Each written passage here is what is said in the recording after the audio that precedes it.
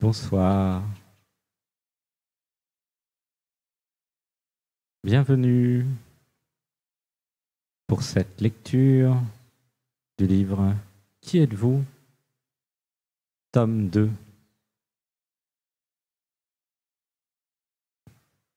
Voilà, faites un petit coucou dans le chat. Moi, si vous me recevez bien.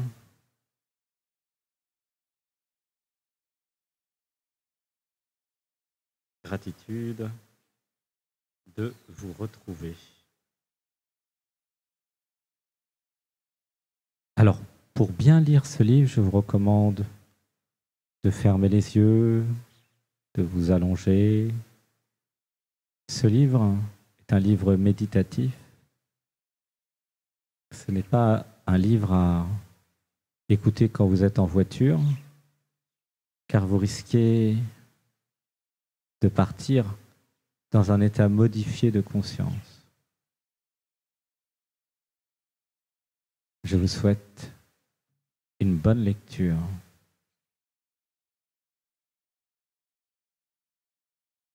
D comme divin. La plus grande erreur d'un homme est de croire qu'il est faible par nature, qu'il est le mal par nature. Chaque être humain est divin et fort par nature.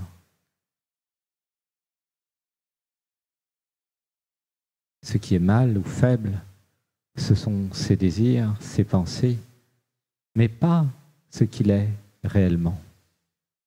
Ramana Maharshi.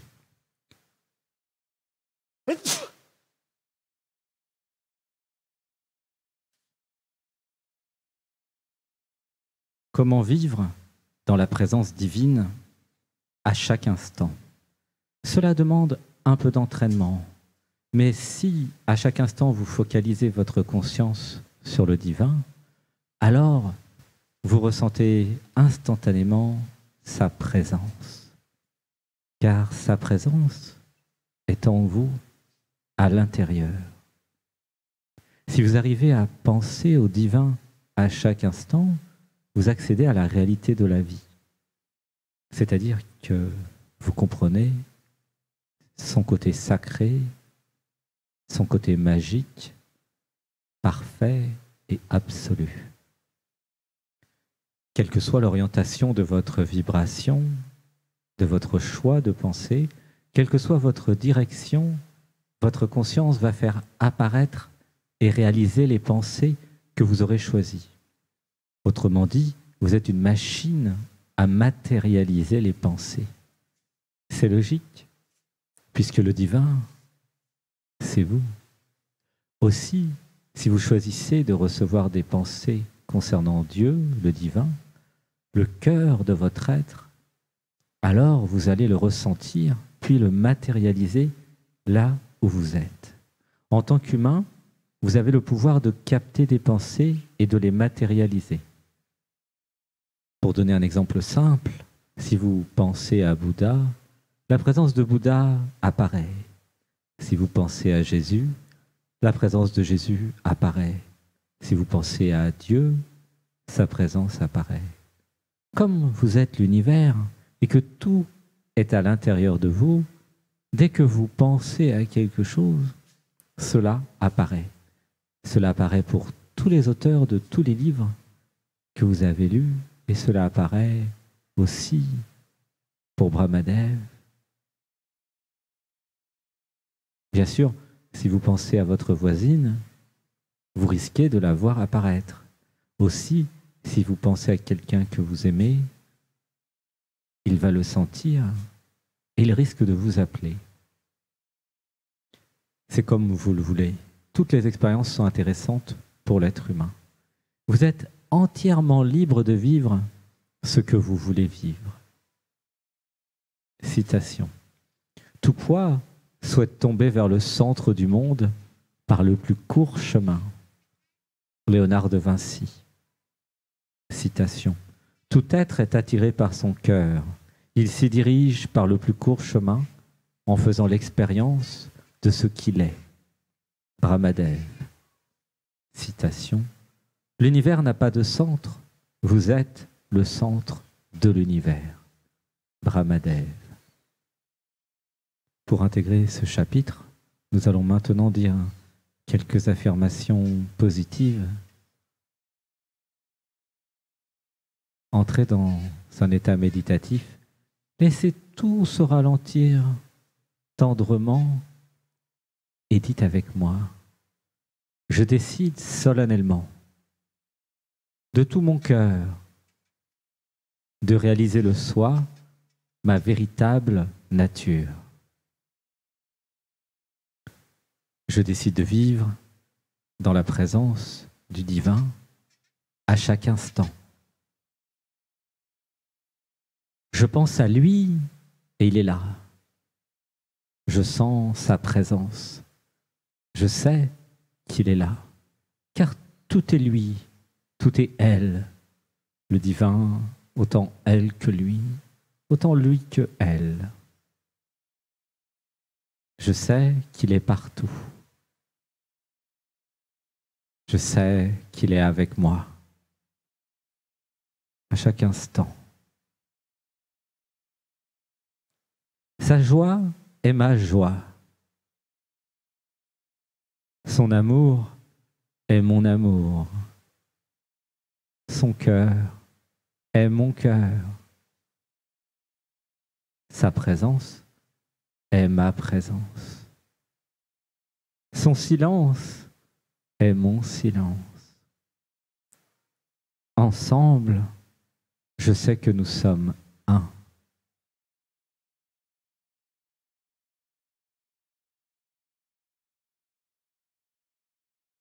Chapitre A comme acceptation. Citation. Acceptez la vie telle qu'elle est. Soyez heureux, sans aucune raison. Osho. Citation. La sensation d'être heureux ou malheureux dépend rarement de notre état dans l'absolu, mais de notre perception de la situation, de notre capacité à nous satisfaire de ce que nous avons. Le Dalai Lama. Citation. La vie est une série de changements naturels et spontanés. N'y résistez pas, cela n'entraîne que du chagrin. Laissez la réalité être la réalité. Laissez les choses se passer comme elles le souhaitent. Lao Tzu. Après la réalisation que tout est soi, après la réalisation qu'il n'y a que soi partout, que tout est une projection de soi, alors il n'y a plus rien, plus personne pour ne pas accepter les situations, les réalités, les événements. Alors, dans un abandon au divin, à l'éternel, à la providence, il n'y a plus qu'à être, tout simplement. Citation. Placez votre fardeau aux pieds du Seigneur de l'univers, celui qui a tout accompli, celui qui est toujours victorieux. Restez dans le cœur à chaque instant. Restez dans l'absolu qui transcende tout. Dieu connaît le passé, le présent et le futur. Il déterminera le futur pour vous et accomplira le travail. Ce qui doit être fait sera fait au bon moment. Ne vous inquiétez pas. Demeurez dans le cœur et abandonnez vos actes au divin. Ramana Maharshi. Nous avons vu dans les chapitres précédents que chaque instant, chaque scène de la vie est une projection de votre monde intérieur, qu'elle a été créée pour vous apprendre quelque chose. Alors la vie peut être amusante. Qu'est-ce qui est drôle dans la situation? Voilà une question que vous pourriez vous poser. Quelle que soit la situation, qu'est-ce qui est drôle dans cette situation? Comment vivre la situation dans la joie et l'amusement? Quel est le cadeau? Que dois-je comprendre? Cela peut sembler abstrait. C'est pourtant une réalisation très pratique, puisqu'il n'y a plus qu'à accueillir la vie que vous êtes. Cela n'empêche pas d'agir, cela n'empêche pas d'être. C'est juste qu'à travers vous, le divin se vit et qu'il n'y a plus personne pour freiner, pour résister à ce qui est, à la vie. Vous n'êtes plus cette sous-personnalité qui freine, vous n'êtes plus l'ego qui résiste. Et c'est dans ce paradoxe, en disparaissant, que vous développez votre plus haut potentiel, qui est en réalité celui du divin à travers vous. Citation. Ce n'est pas ce qui vous arrive qui vous rend heureux ou malheureux, mais la façon dont vous choisissez d'y réagir. Dès l'instant où vous vous acceptez, les choses se mettent à changer en mieux. En devenant conscient et en cessant de vous juger, vous vous êtes déjà amélioré. Don Miguel Ruiz, le 5e accord toltèque. Et c'est bien la non-acceptation des situations qui crée les souffrances. La dissolution du personnage a pour conséquence que plus personne n'est là pour souffrir. C'est la libération finale. En même temps, il n'y a plus personne à libérer. Il ne reste plus que la libération elle-même, la liberté elle-même, la vie, la présence qui ne sait qu'être. La notion même de problème disparaît, puisqu'il n'y a plus de sujet pouvant avoir des problèmes. C'est magnifique et c'est drôle à la fois. Citation. Si le problème a une solution, il ne sert à rien de s'inquiéter. Mais s'il n'en a pas, alors s'inquiéter ne change rien. Shantideva. C'est très paradoxal, car il s'agit à la fois de disparaître, il n'y a plus personne qui prend personnellement les événements, il n'y a plus d'attachement, il y a un abandon total à la vie, et en même temps, il y a la présence, le divin, qui à travers vous se vit, agit dans l'action juste, dans la vérité de l'action. Citation. S'abandonner est magnifique. Lorsque nous nous abandonnons, la beauté de notre âme se reflète dans le flux de la vie. Bentinho Massaro. Alors, quelque chose de plus grand que l'humain s'incarne et se matérialise dans des actions de plus en plus justes, de plus en plus bonnes, de plus en plus belles. C'est la perfection qui, progressivement, vit à travers vous. Pour intégrer ce chapitre, nous allons dire quelques affirmations positives. Gardez bien les yeux fermés et dites avec moi: j'accueille tout ce que je ressens. J'accueille tout ce qui arrive sans résistance. Je prends du recul sur les événements de la vie. Je prends du recul sur les changements. Si je peux changer une situation qui ne me convient pas, je la change. Sinon, je l'accepte telle qu'elle est. Je n'ai pas besoin de souffrir. Je regarde ce que cela fait en moi. Penser à la situation. Je reconnais que le monde est imprévisible.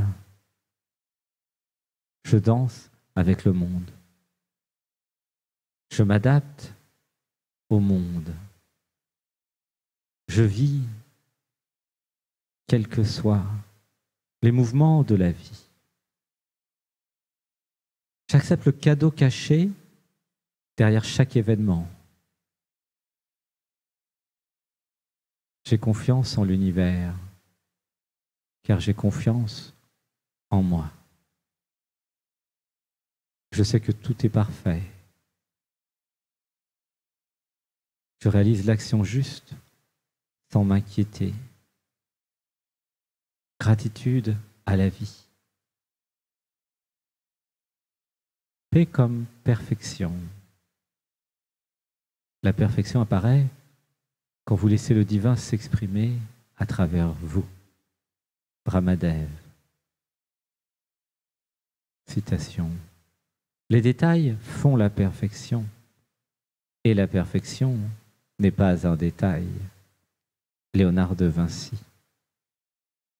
Citation. Tout est parfait à chaque instant. Brahmadev. À travers vous, la vie, la présence, développe ses propres capacités créatrices. Ce processus s'exprime dans tous les domaines, que ce soit dans le domaine des arts, dans le domaine des sciences, dans le domaine des techniques ou du sport. La vie expérimente et garde le meilleur. La découverte de Darwin sur l'évolution des espèces est la découverte d'une loi divine. Les meilleurs, les plus parfaits survivent et les autres disparaissent. Cette loi fonctionne pour des organismes, pour des animaux, pour des plantes, pour vous, pour des personnes, pour des organisations, pour des sociétés, pour des États, pour tous les systèmes. Tout tend à se perfectionner ou à disparaître. Même l'humanité pourrait disparaître si elle continue à détruire la vie, la planète, si elle ne prend pas conscience de sa responsabilité, si elle ne s'éveille pas massivement. C'est tout l'enjeu de ce XXIe siècle. Et c'est aussi la fonction de ce livre, de participer avec vous à l'éveil planétaire, l'éveil de la conscience. Le macrocosme est dans le microcosme. Et le microcosme est dans le macrocosme, à tous les niveaux, dans chaque dimension. Nous sommes tous reliés car nous sommes un. Pouvons-nous le comprendre? Pouvons-nous le réaliser? Tous les êtres et tous les événements sont parfaits par nature, car ils sont le produit d'une loi, la loi de cause à effet. Tout est parfait au sens où tout est le résultat des lois de l'univers. Et en même temps, il y a de façon sous-jacente une énergie de vie qui tend vers une amélioration de toute chose, y compris de l'espèce humaine. Regardez l'évolution de notre espèce ces 20 000 dernières années. Prenez du recul et prenez conscience de notre propre développement. Citation. La perfection se réalise dans l'instant présent. Brahmadev. L'imperfection n'existe pas.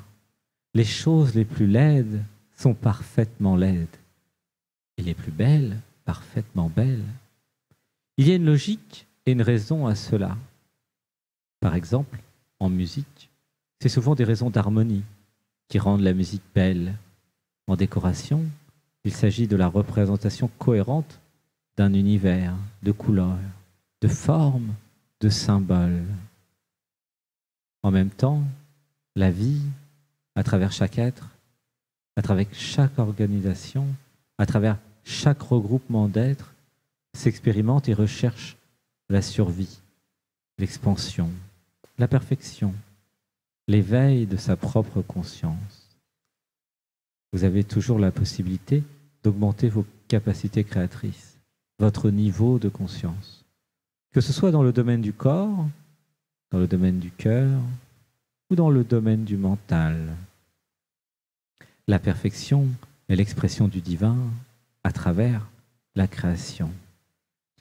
Même dans le langage, cette notion apparaît lorsqu'on parle de musique divine, de plats divins, de beauté divine. L'art, lorsqu'il atteint des sommets de la perfection, est l'expression d'une perfection divine qui allie les capacités techniques du mental de l'homme et l'inspiration divine. Il suffit par exemple d'écouter Jean-Sébastien Bach, Mozart, Beethoven, pour s'en rendre compte. Citation. Si vous vous concentrez sur le succès, vous ressentirez le stress. Mais si vous recherchez l'excellence, le succès sera garanti. Deepak Chopra. Dans tous les domaines, vous avez la possibilité d'exprimer le divin. Que ce soit dans le cadre d'un service, d'un objet, d'une action, d'une création, d'un métier. Chaque fois, votre conscience est l'expression du moment, l'expression du divin, de la vie qui vous traverse. Bien sûr, plus vous vous identifiez de votre personnage, plus c'est le divin qui peut s'exprimer à travers vous. Dans la joie, dans l'amour, dans le partage, dans l'unité. Et plus vous augmentez votre degré de conscience, que ce soit par l'éveil du mental, du corps physique ou du cœur, et plus vous avez une vision élargie, étendue de la réalité. Et plus vous avez du recul, de la hauteur, et plus vous aidez la vie à s'accomplir, à éveiller ses potentialités. En effet, les potentialités créatrices que vous avez sont directement liées à votre degré de conscience, à votre degré d'éveil. Augmenter son niveau de conscience, que ce soit par l'étude de textes, par l'expérimentation, permet de grandir de façon infinie. À chaque connaissance supplémentaire, à chaque expérience, c'est une potentialité nouvelle qui s'exprime. Plus votre conscience grandit, plus vous êtes dans l'instant présent, plus vos actes, même les plus simples, sont réalisés en conscience. Alors, tous les effets de vos causes vous apparaissent clairement. L'idée qui se rapproche le plus de cette notion est l'idée de clairvoyance. Pour l'équilibre de l'intuition et du mental, vous pouvez sentir et vous pouvez voir toutes les conséquences de chacun de vos actes, même les plus anodins. Vous comprenez alors que chaque situation, chaque choix, chaque personne, chaque objet, chaque acte est le résultat, la somme des faits. Mais surtout, vous comprenez aussi toutes les causes sous-jacentes ayant abouti à ces effets.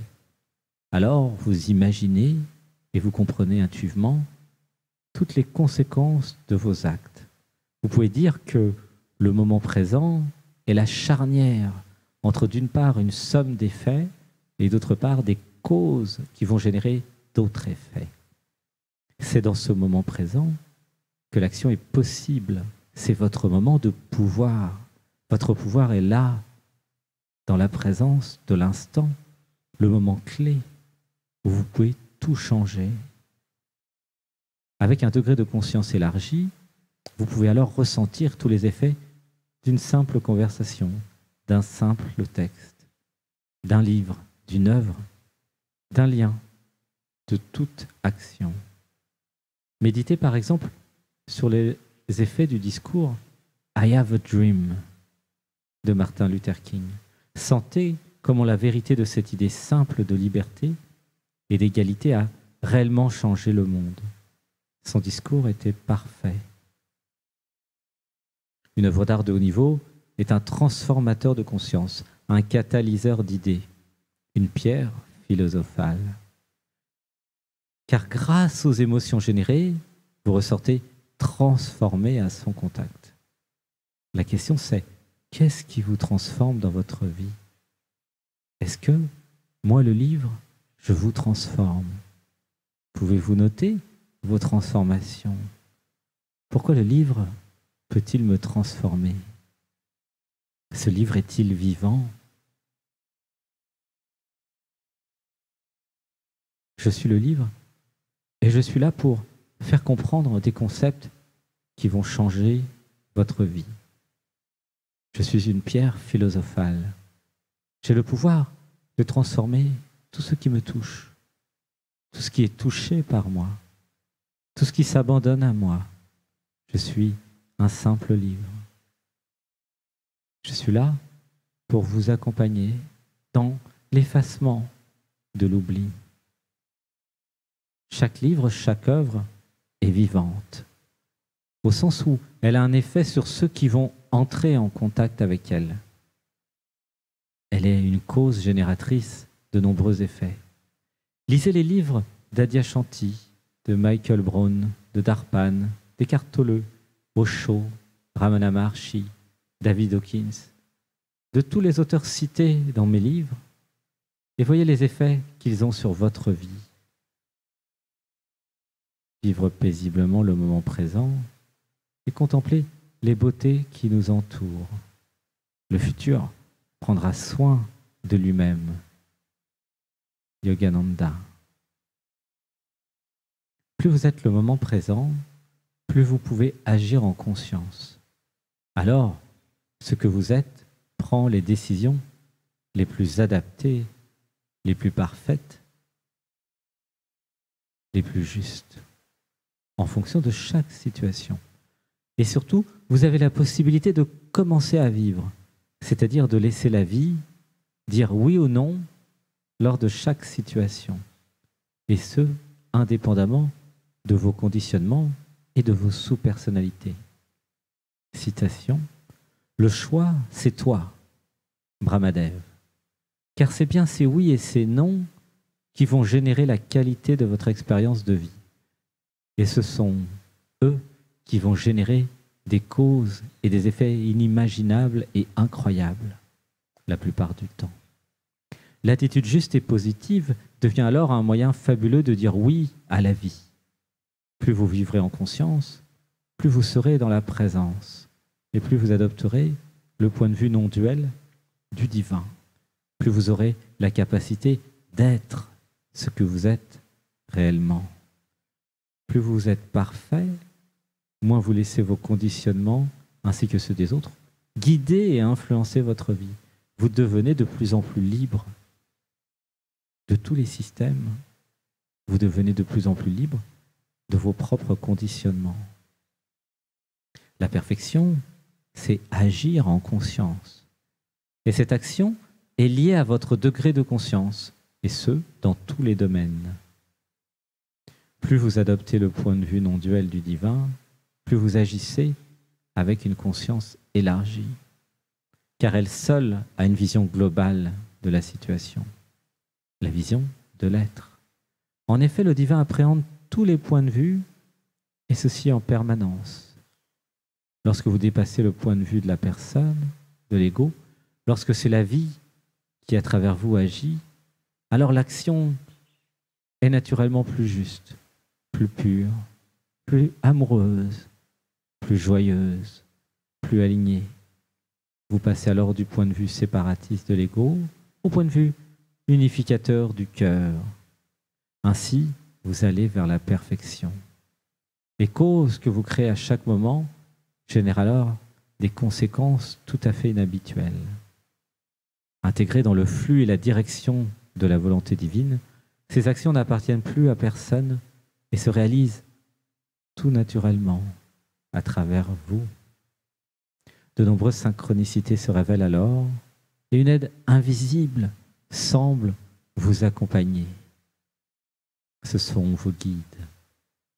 Pour que les effets de vos causes soient en harmonie avec la vie, il suffit de laisser décider votre intuition, votre cœur, de laisser votre ressenti intérieur être à l'écoute du cœur et de l'amour. Il suffit de dissoudre, de se désidentifier de la personne.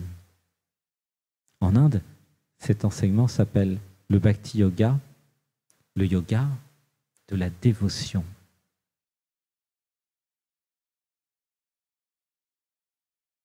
Car finalement, se dévouer aux autres, cette façon d'être, diminue la part de l'ego de la personne et laisse la place à la partie divine qui vous traverse.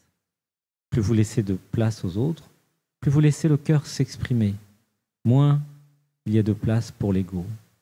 Vous passez alors du point de vue de votre intérêt à celui de l'intérêt du plus grand nombre, de la communauté. Le vrai acte de dévotion, c'est quand votre propre bonheur, votre équilibre devient un modèle, alors vous pouvez véritablement transmettre.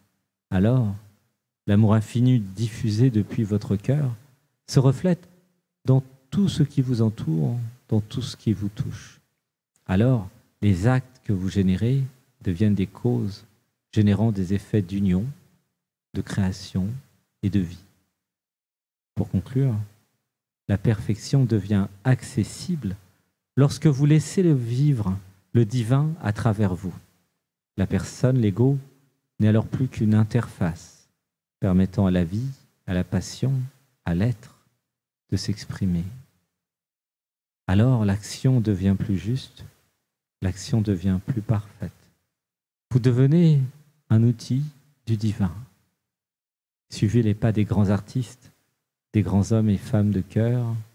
Éveillez-vous, devenez libre, laissez le divin s'exprimer à travers vous, dans la joie, dans l'amour, dans la présence, dans le partage.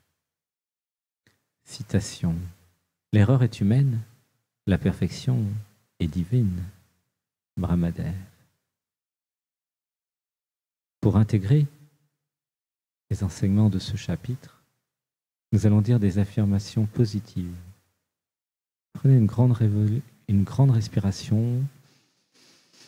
1, 2, 3, 4, 5 et je relâche. Dites avec moi,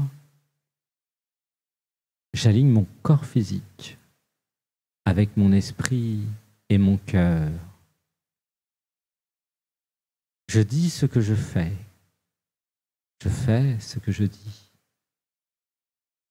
En entrant dans la présence, en me concentrant sur ma vibration intérieure et mon identité, je réalise dans l'action. L'action se réalise à travers moi. Il n'y a plus de moi qui fait. Je suis l'être qui est. Et en étant moi, les choses se font à travers la personne. J'autorise la plus grande partie, la plus haute partie de moi à agir et à vivre à travers moi. Je suis la fluidité. Je m'abandonne à l'être. Je suis divin. Je ne freine pas le processus d'évolution. Je suis un outil du divin. Sa perfection agit à travers moi. Gratitude à l'univers.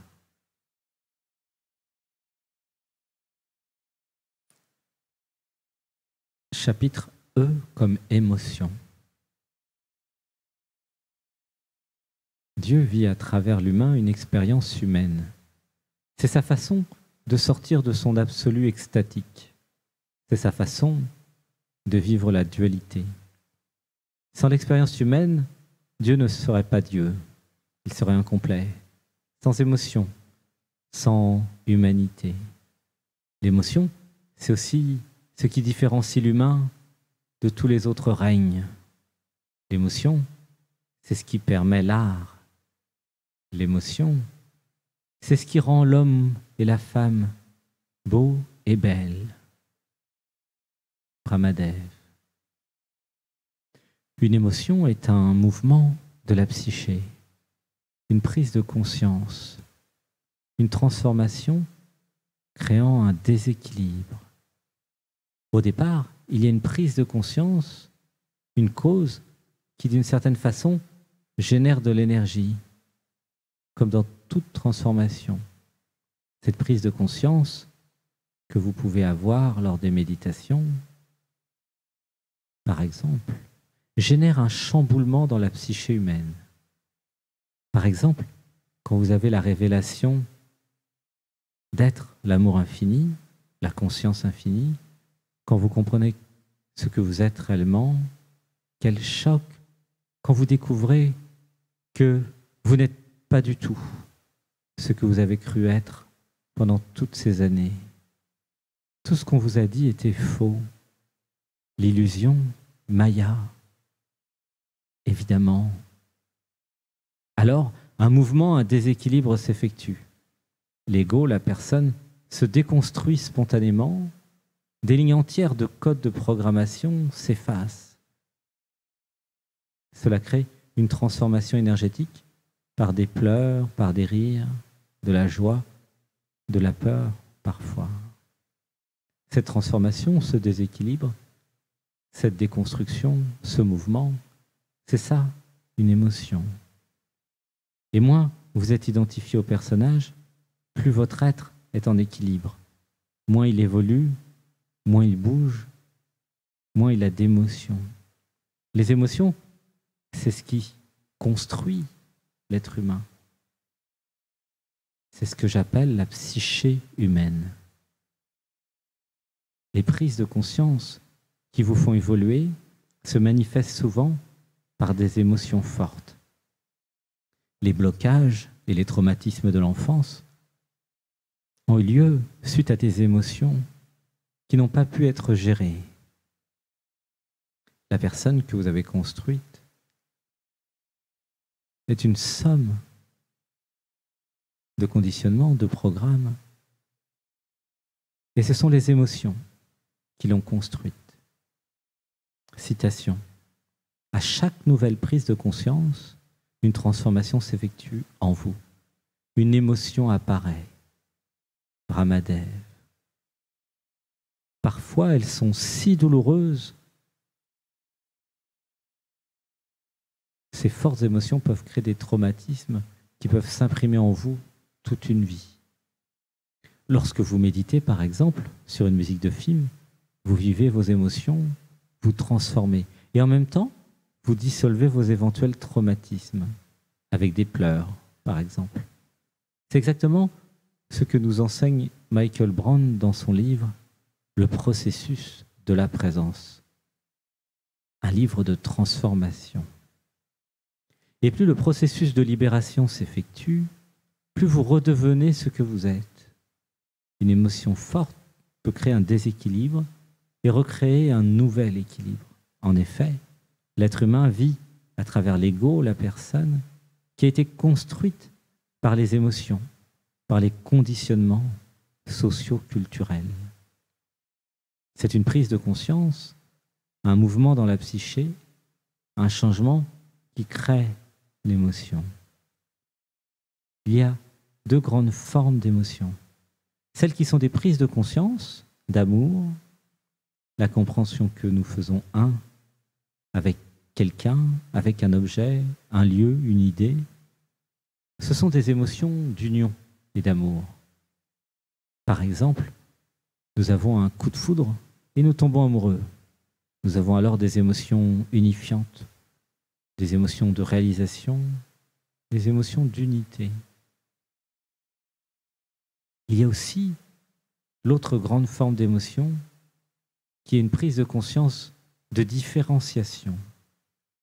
Je ne suis pas cela. Je n'aime pas cela. Elles amènent à l'émotion de séparation ou de peur. C'est une prise de conscience qui va amener une séparation. Ainsi, Shiva agit, créateur et destructeur de toutes choses. Toutes les formes d'émotion sont nécessaires, positives ou négatives. Et c'est comme cela que vous vous construisez pas à pas, chaque jour. Ma recommandation est de vivre chaque émotion, négative ou positive, sans jamais la refouler. L'énergie dégagée par l'émotion peut s'incarner par des actions. Plus l'émotion est intense, plus l'énergie devient le carburant de l'action. Ce sont les prises de conscience qui vous font évoluer et agir. Une fois la prise de conscience effectuée, l'émotion réalisée est vécue. Ainsi, des changements dans votre vie vont se manifester grâce à votre capacité d'adaptation, grâce à votre capacité de transformation, grâce à votre capacité de déprogrammation. C'est ce que vous faites avec moi chaque week-end. Vous vous déprogrammez, vous évoluez, vous augmentez l'amour en vous. Apprenez à cultiver les émotions positives d'amour, les émotions d'abondance, les émotions de créativité, de partage, de joie, puis écoutez les pensées que vous recevez. L'état d'esprit, l'attitude est primordiale, car c'est elle qui va vous connecter et qui va faire résonner le champ des potentialités. Ce sont vos états d'esprit et vos choix de pensée qui vont littéralement attirer les synchronicités dans votre vie. Soyez dans la présence. Vivez en conscience chaque moment. Ainsi, vous pouvez vibrer à la fréquence d'amour et de fraternité. Ainsi, de nouvelles pensées vous parviennent. Ainsi, vous pouvez réellement construire votre vie en conscience, en toute liberté, loin des conditionnements. C'est vous qui choisissez, et non plus vos sous-personnalités. Il n'y a plus de manipulation en vous. Si vous pouvez cesser de vous identifier à vos émotions, si vous pouvez plutôt être l'observateur des émotions, par une attitude ouverte et positive, d'amour, alors vous commencez à devenir libre, car ce n'est plus vos émotions qui vous dirigent, mais c'est ce que vous êtes réellement, l'être. Cela signifie accueillir les émotions, les vivre, mais comprendre que vous n'êtes pas elles. De la même façon que vous n'êtes pas les pensées, vous n'êtes pas les émotions. Et si vous allez en profondeur, vous voyez que ce sont des sous-personnalités qui vont vivre certaines émotions. Il vous suffit de dialoguer avec chaque sous-personnalité pour comprendre, pour écouter, pour dialoguer, pour guérir, pour s'unifier avec chaque partie de vous. Nous allons maintenant intégrer ce chapitre en disant quelques mantras, quelques affirmations positives. Dites avec moi, j'active mon deuxième chakra. Je le connecte au centre de la Terre. J'active mon système émotionnel. J'honore les émotions qui se présentent à moi. J'accepte de vivre mes émotions.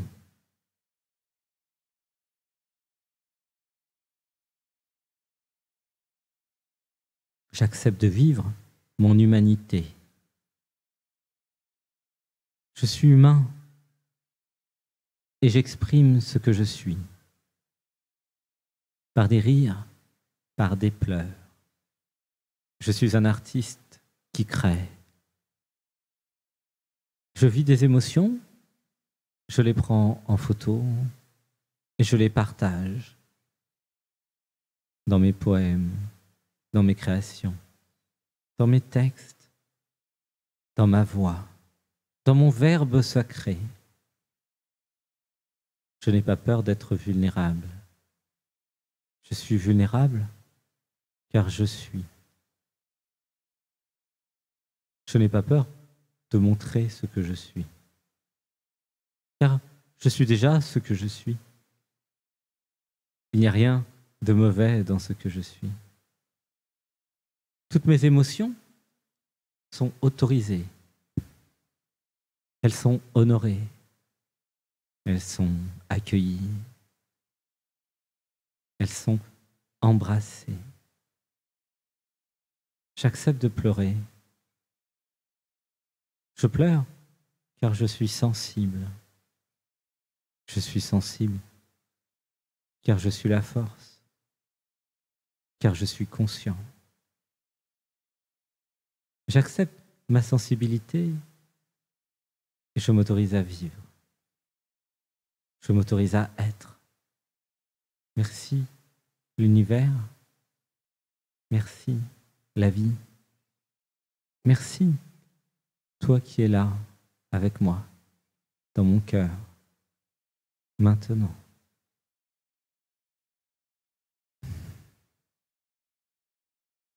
Chapitre M comme mémoire, M comme moi du futur, T comme temps.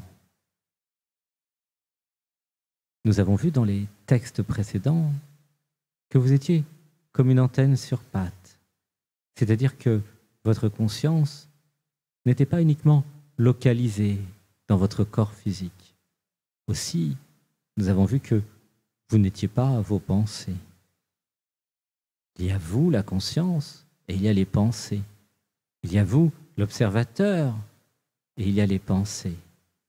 Et le fait qu'il y ait vous et les pensées est la démonstration que vous n'êtes pas les pensées.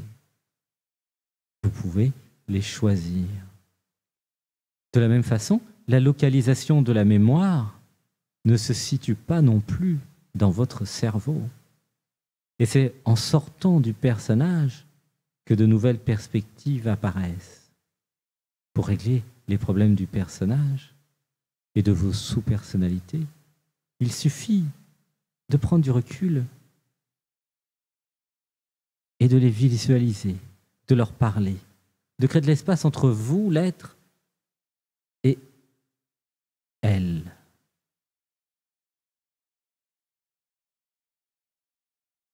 En effet, en sortant du personnage, en s'éveillant, l'ancienne perspective du faux personnage va disparaître. Citation. Où se situe la mémoire n'est d'ailleurs pas très important, car il y a la croyance que la mémoire se situe quelque part. Pourquoi la mémoire se situerait quelque part? Le plus important est plutôt quand elle se situe. Brahmadev. Car se souvenir du passé, c'est utiliser un pointeur vers un instant présent qui se situe un peu plus tôt. Ainsi, rien n'est jamais mémorisé, mais plutôt réaccédé. Pour cette raison, la question de savoir où la mémoire est sauvegardée n'a aucun sens. Il n'y a pas besoin de sauvegarder la mémoire si vous pouvez réaccéder au moment présent, précédent. Vous comprenez? Le pointeur est un concept informatique vous permettant de retourner à un endroit. Peu importe que cet endroit ait eu lieu avant ou après, car le temps n'existe pas. Vous pouvez donc toujours accéder à chaque instant. La vraie question, c'est de savoir comment la conscience, qui est dans l'infini moment présent, utilise ce pointeur pour réaccéder à un moment qui est toujours là. Juste, toujours là, un peu plus tôt. Comprenez bien, le temps n'existe pas. Il n'existe qu'un seul grand instant présent, maintenant. Si vous arrivez à comprendre et si vous arrivez à intégrer cette connaissance secrète, alors vous sortez de la matrice et vous pouvez comprendre que le passé et le futur sont sans cesse en cours de modification. Citation. Il y a le maintenant d'après que vous appelez le futur et il y a le maintenant d'avant que vous appelez le passé. En réalité, il n'y a que des maintenant. Brahmadev. Une fois que vous aurez compris et intégré que le temps n'a jamais existé, qu'il n'existe qu'un seul instant présent, considéré par le mental comme du temps, alors vous pourrez découvrir une nouvelle version de la réalité. C'est l'éveil. Par exemple, imaginez qu'il n'existe qu'un seul moment présent, puis imaginez que votre conscience décide de s'expérimenter dans votre incarnation. Ce que vous étiez à 10 ans, ce que vous étiez à 15 ans, à 20 ans, et ce que vous serez à 30, 40, 80 ans, ne change pas. Vous êtes toujours la même conscience qui vit, qui est. Votre corps se modifie, certes, mais ce que vous êtes intimement ne change jamais. Ce que vous êtes réellement ne peut changer. car la conscience ne change pas. La conscience est. La seule chose qu'elle peut faire, c'est se rappeler son expérience, ce qu'elle est, son intimité, son essence divine. Elle a créé une façon magnifique d'être humain. Elle a créé l'oubli de ce qu'elle est, l'oubli de ce qu'elle a été, l'oubli de ce qu'elle sera. Pour des raisons techniques, elle a créé un personnage pour pouvoir expérimenter la dualité, l'individualité. Qu'est-ce que ça fait de voir le monde depuis un point? Ce point, c'est toi, évidemment. Tu peux voir le monde à travers tes yeux et tes oreilles. Et moi aussi. Si vous avez 40 ans, vous pouvez comprendre que vous étiez le même à 20 ans, que le vrai vous, votre conscience, n'a jamais évolué. Plus vous prenez de l'âge, plus vous pouvez comprendre cela. Citation. Et si tu étais déjà ce que tu cherches à devenir, Brahmadev. Certains d'entre vous cherchent à s'éveiller, mais en réalité, ils le sont déjà dans le pseudo-futur. C'est d'ailleurs pour cela qu'ils cherchent à s'éveiller. Ils cherchent juste à effacer l'oubli de ce qu'ils sont déjà, de ce qu'ils ont déjà réalisé. S'ils n'étaient pas déjà réalisés, ils n'auraient même pas l'idée de s'éveiller. La vie est une somme de paradoxes. Le temps n'existe pas, mais ce qui existe, c'est la loi de cause à effet. Le mouvement, les choses changent et bougent, et cela donne l'illusion qu'il y a un temps. Mais ce n'est pas du temps qui existe, ce sont des causes et des effets. Il y a la confusion que parce que les causes créent des effets, il y a la croyance que parce que les choses bougent, le temps existe. Mais le temps n'est qu'une convention. Et comme votre conscience ne vieillit pas, comprenez que c'est elle qui vous fait vivre toutes ces expériences en même temps, en temps réel. C'est-à-dire que ce que vous êtes à 20 ans, ce que vous êtes à 30 ans et à 80 ans, est toujours en train de se dérouler maintenant, du point de vue de l'être et de la conscience. La conscience vit dans un univers non duel. Comme le temps n'existe pas, tout ce que vous êtes est en train de se vivre maintenant. La conscience que vous êtes vit en même temps tous vos instants. Et tous ces instants s'influencent les uns les autres. Quelque chose que votre conscience comprend dans le pseudo-futur agit en même temps sur tous vos pseudo-passés. Vous vous intéressez à l'éveil et à moi le livre parce que vous avez déjà réalisé votre véritable nature. Et moi le livre, je suis comme un phare, un pointeur qui vous dit « Rappelle-toi ce que tu es ». C'est pourquoi, si vous suivez votre intuition, si vous suivez votre âme et non l'ego, si vous suivez ce qu'il y a de plus profond en vous, alors vous jouez votre meilleur scénario. Alors vous prenez la meilleure décision. C'est pourquoi je dis que tout ce qui vous arrive a été choisi par votre conscience du pseudo-futur. En réalité, par votre conscience qui est là maintenant. Votre conscience cherche en permanence à jouer son meilleur scénario. Et tous vos instants interagissent entre eux. Ce que vous êtes, le génie du divin, ne demande qu'à expérimenter votre meilleur scénario. Comme dans le film.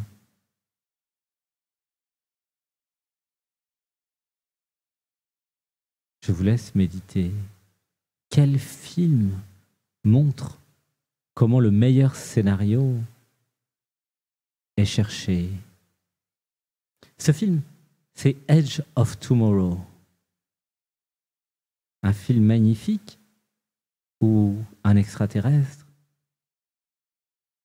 a accès au pseudo-futur. Vous avez l'impression de connaître certaines personnes que vous venez de rencontrer. Vous avez des expériences de déjà-vu. Vous pouvez sentir des situations.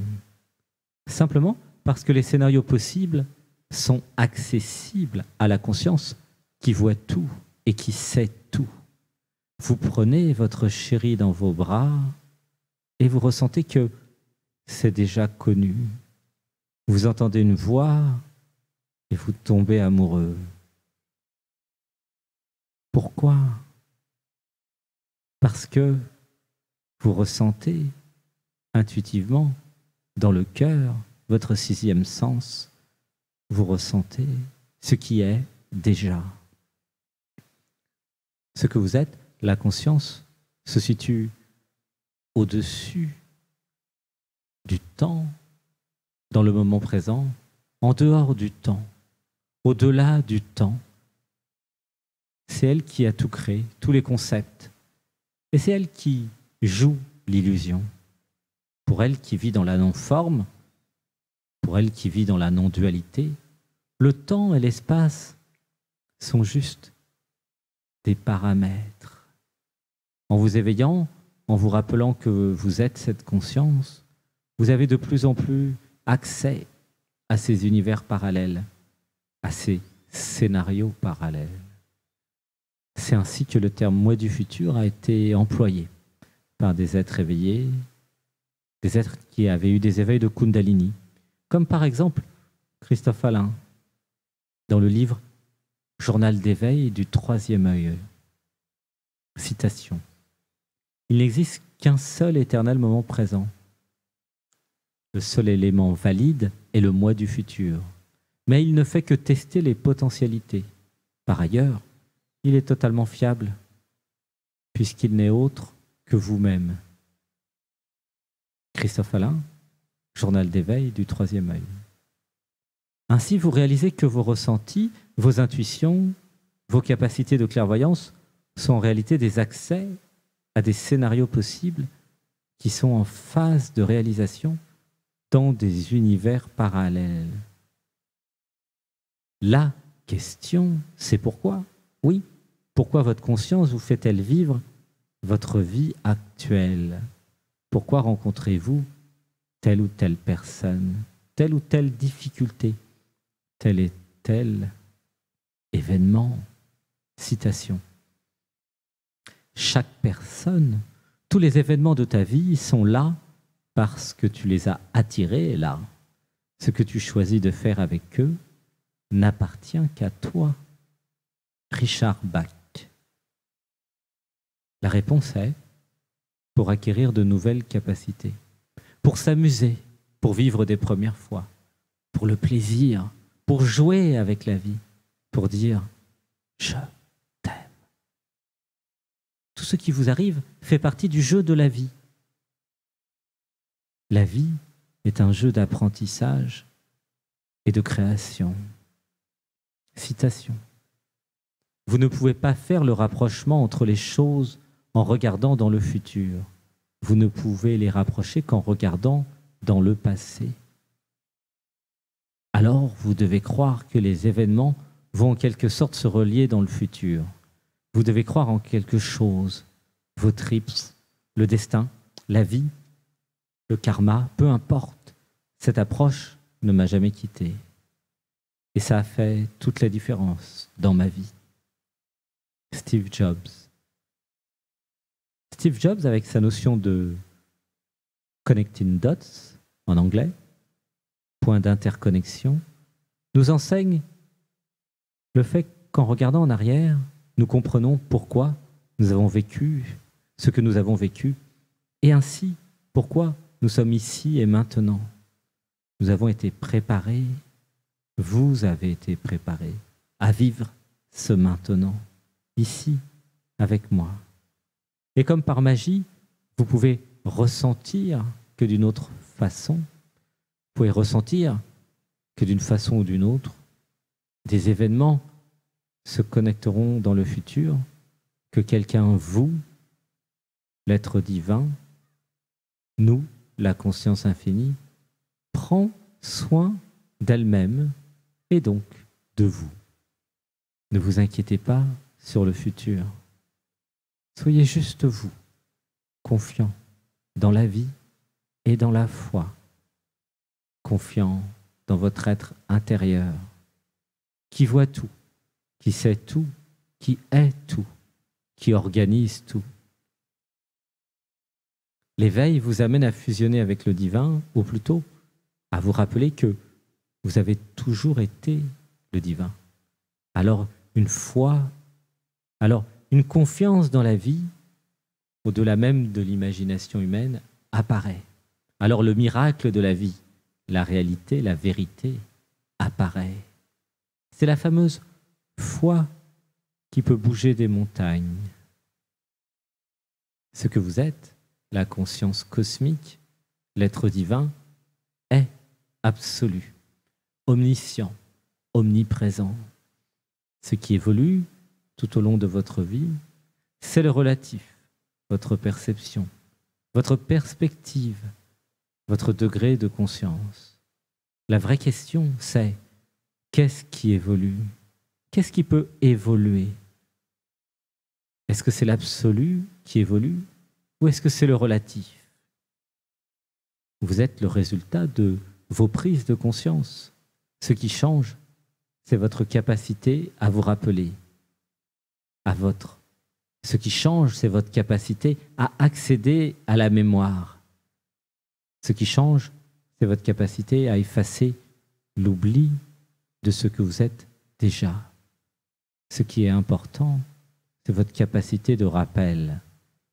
Combien de temps va-t-il vous falloir pour que vous puissiez vous rappeler votre éternité? Combien de temps avant que le bonheur apparaisse?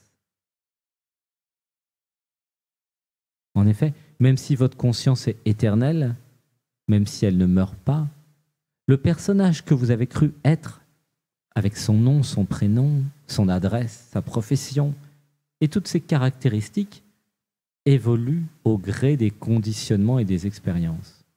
Il change sans cesse, car il n'existe pas vraiment. Il est virtuel. La preuve, c'est qu'il change tout le temps. Finalement, l'éveil n'est-il pas juste un rappel de ce que vous êtes, un rappel de ce que vous avez été, un rappel de ce que vous serez?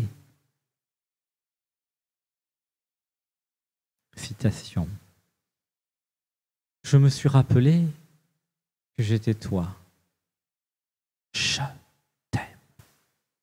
Brahmadev. Que se passe-t-il lorsque vous réalisez que vous êtes la conscience cosmique, que vous vivez actuellement 7 milliards de vies en parallèle? Que se passe-t-il lorsque vous prenez conscience de vos vies parallèles, lorsque vous réalisez que nous sommes tous une seule et même âme, une seule conscience d'amour infini? Citation.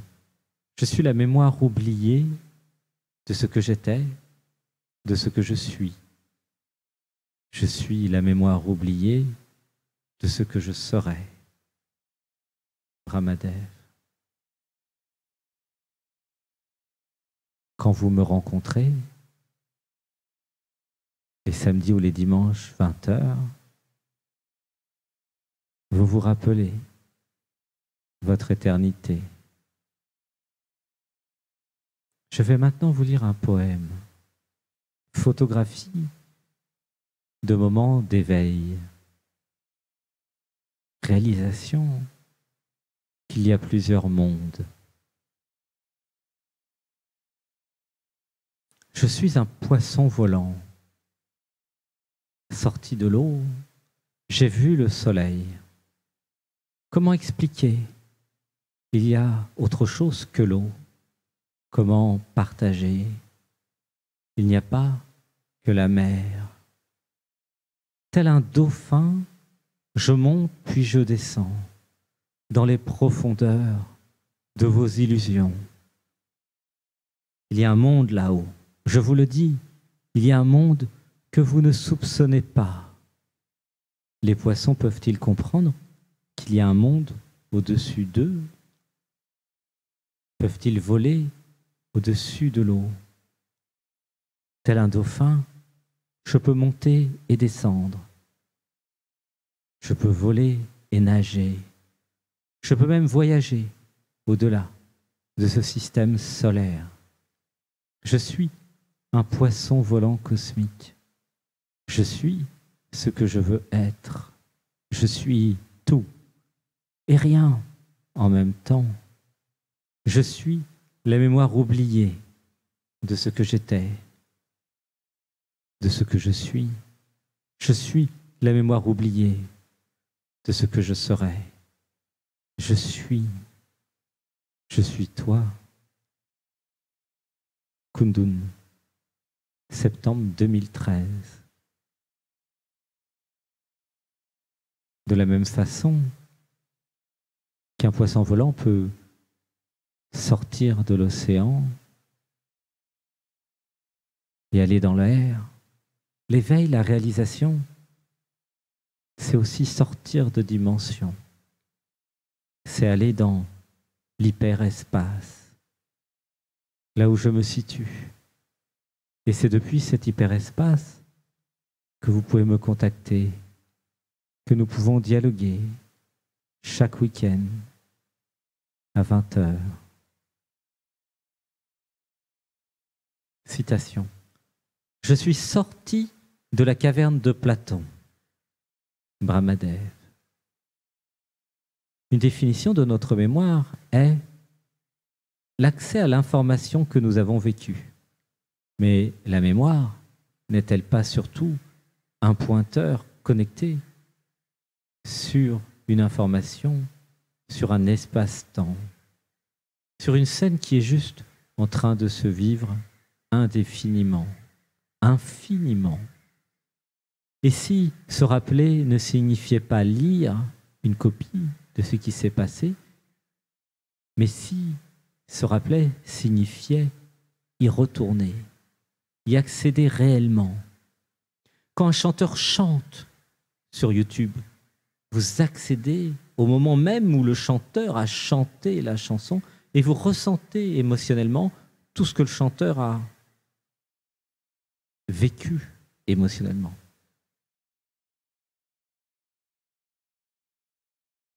Pourquoi l'univers dépenserait-il de l'énergie à copier l'information alors qu'il suffit de créer un pointeur pour y retourner?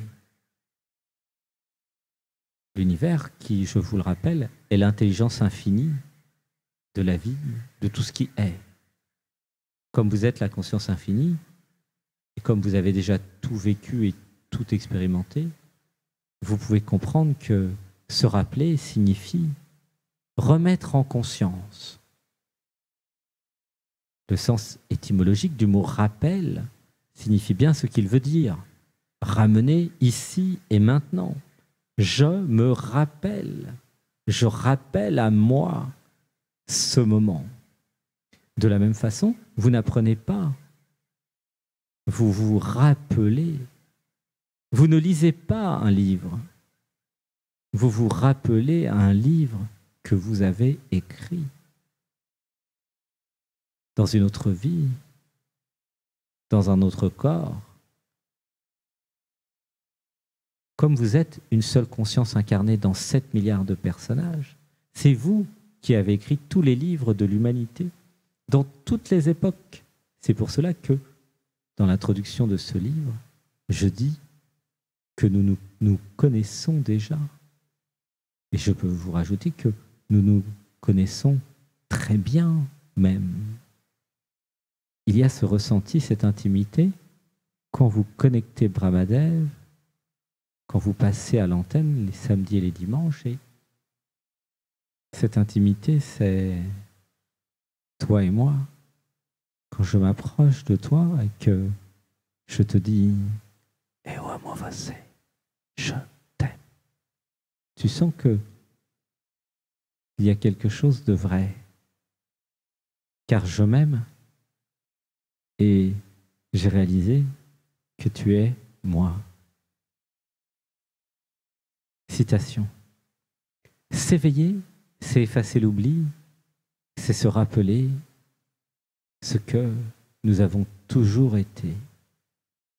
Brahmadev. Vous avez appris quelque chose que quelqu'un quelque part a besoin de se rappeler. Comment allez-vous le lui dire? Citation de Richard Bach dans le livre Le Messie récalcitrant. La vibration, le frisson que vous pouvez ressentir lors d'une lecture, lors d'un film, c'est cette prise de conscience, c'est ce rappel. Oui, c'est vous qui avez écrit ce texte. Et c'est vous qui le lisez, c'est vous qui l'écoutez. Pouvez-vous vous le rappeler? Oui, bien sûr, en le lisant. Je suis vous et vous êtes moi. N'est-ce pas merveilleux? Je suis l'observateur et je suis l'observé. Je suis l'auteur, je suis celui qui lit le texte. Vous êtes celui qui écoutez le texte. Et en fait, il n'y a qu'une seule conscience qui fait les deux en même temps. Au-delà du direct et du différé, c'est au moment où vous écoutez le texte, dans ce moment présent, que vous vous rappelez que vous l'avez écrit, que vous l'avez chanté.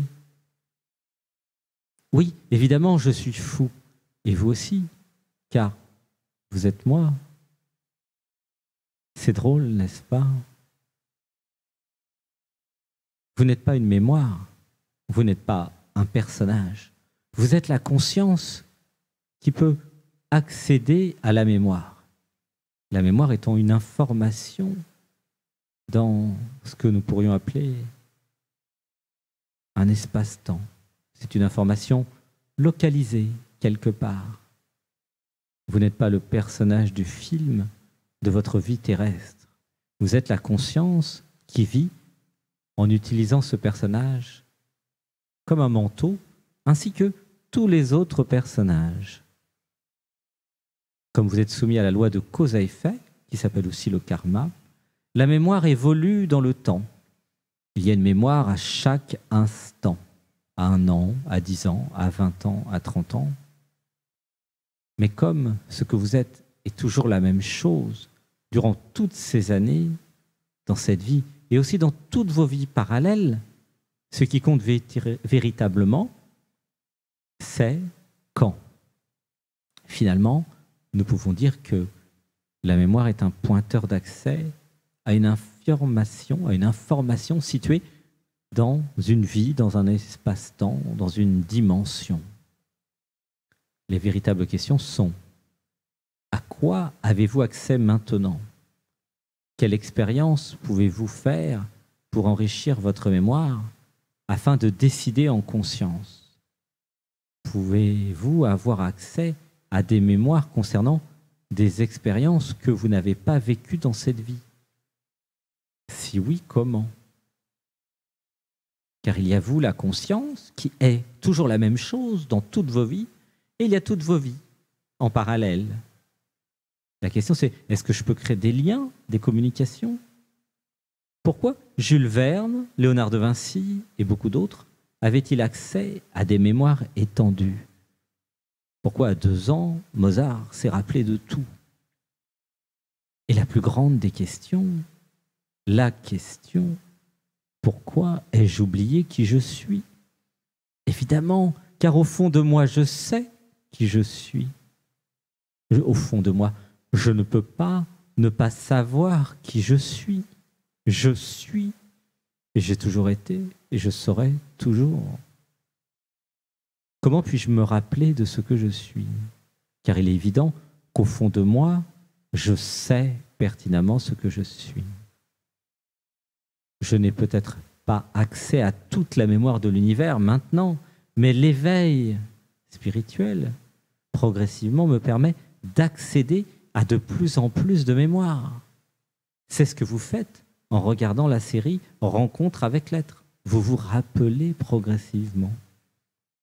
Mon âme sait ce que je suis. Et si je me connecte à mon âme, si je vais au fond de mon être, je m'éveille et tout simplement, je me rappelle, j'efface l'oubli de ce que j'étais. Pourquoi l'expérience des méditations et des états de samadhi, des états modifiés de conscience, nous permettent-elles d'augmenter notre conscience, ainsi que l'accès à la mémoire de l'univers? Ainsi, cela nous donne accès à une créativité infinie, à des connaissances illimitées. Mais comment Sébastien a-t-il fait pour se rappeler de tout ça?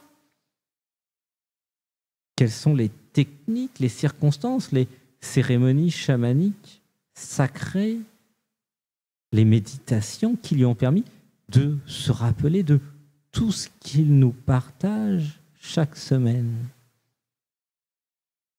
La mémoire n'est-elle pas juste de l'information partagée? Pourquoi certaines consciences arrivent-elles à accéder à plus de mémoire, plus de connaissances, plus d'informations, plus d'infini? Quel est le lien entre les idées que vous recevez et la mémoire à laquelle vous avez accès? Pourquoi les médiums, les clairvoyants, les yogis peuvent-ils accéder à ces dimensions secrètes? Si vous pouvez comprendre que la conscience que vous êtes est multidimensionnelle, c'est-à-dire qu'elle ne vit pas uniquement dans la vie ordinaire, mais qu'elle continue aussi à vivre dans l'invisible, pendant vos pseudo-rêves, ainsi qu'avant et après votre naissance, dans cette expérience de vie. Alors si vous réalisez tout ça, vous avez un début de théorie permettant d'expliquer un nombre très important de phénomènes qui pouvaient sembler paranormal, étrange, la réincarnation, les vies antérieures, les rêves prémonitoires, la médiumnité, les sorties de corps, les rêves lucides, l'accès à des réalités non ordinaires, l'explication de l'autisme, les expériences de mort imminente, les états modifiés de conscience, l'éveil de Kundalini. Tout ce qui était paranormal devient immédiatement logique avec cette théorie que je viens de vous révéler. Grâce à Internet, des millions de témoignages commencent à se relier et il sera de plus en plus difficile pour l'humanité de les ignorer. Le moment est venu d'avoir une attitude véritablement scientifique et logique, c'est-à-dire de prendre en compte toutes les expériences humaines et surtout celles dont vous avez peur, celles qui n'ont pas encore trouvé d'explication. Demandez à Brahmadev le week-end, vous aurez une réponse rationnelle.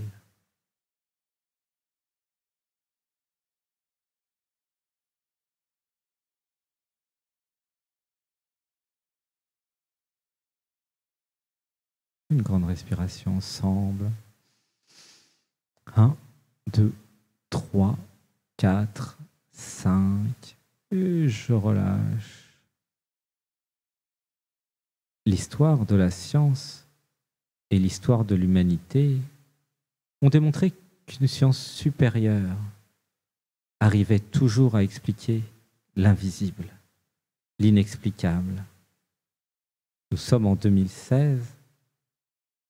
Pouvez-vous imaginer l'état de la science en 2500? Et de tout temps, des freins, des conditionnements, des attitudes non rationnelles et non scientifiques ont toujours voulu écarter les faits, des expériences dérangeantes pour des raisons religieuses, dogmatiques, égotiques, scientifiques ou même économiques.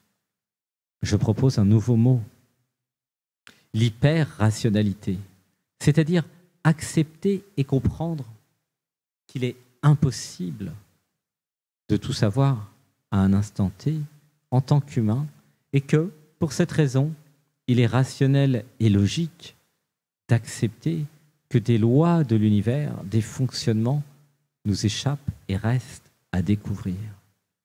L'hyper-rationalité, c'est accepter ce qui existe au-delà du rationnel. Le rationnel n'étant qu'une représentation mentale, une modélisation du cerveau gauche d'une petite partie de la réalité. L'hyper-rationalité est l'idée qu'il existe une rationalité plus grande, irrationnelle, non duelle, non encore découverte, mais bien réelle. Comprenez qu'il est très dommageable pour l'humanité de rejeter ce qu'elle ne comprend pas encore. L'essence même de la science est fondée sur la curiosité, sur l'expérience et sur l'envie de comprendre comment fonctionne l'univers. C'est uniquement sans dogme, sans préjugés, qu'un véritable scientifique peut avancer. Mais tous les scientifiques sont-ils suffisamment éveillés pour dissoudre leur ego et leur conditionnement avant toute conclusion hâtive? Pourquoi ai-je oublié qui je suis? Pourquoi? Pourquoi? Pourquoi? Pour intégrer ce chapitre et pour éliminer les croyances de notre inconscient, nous allons dire des affirmations. Dites avec moi. Je suis la mémoire infinie qui est, je suis la mémoire infinie qui a été, et je suis la mémoire infinie qui sera. Mon corps est l'univers. J'accède à tout ce que je suis, à chaque instant. Je réalise ma véritable nature. Je sors de toutes les illusions. Chaque jour, j'efface un peu plus l'oubli. Chaque jour, je me rappelle ma véritable nature. J'écoute ce livre car je sais que j'ai déjà réalisé ma véritable nature. Un peu plus loin, dans un maintenant d'après, je peux le ressentir. Je suis attiré par ce que je suis déjà. Merci à moi, merci à l'univers pour cette vie magnifique. Gratitude de recevoir la bénédiction des êtres éveillés. Et je bénis, et je suis béni par tous ceux et toutes celles qui participent à notre éveil.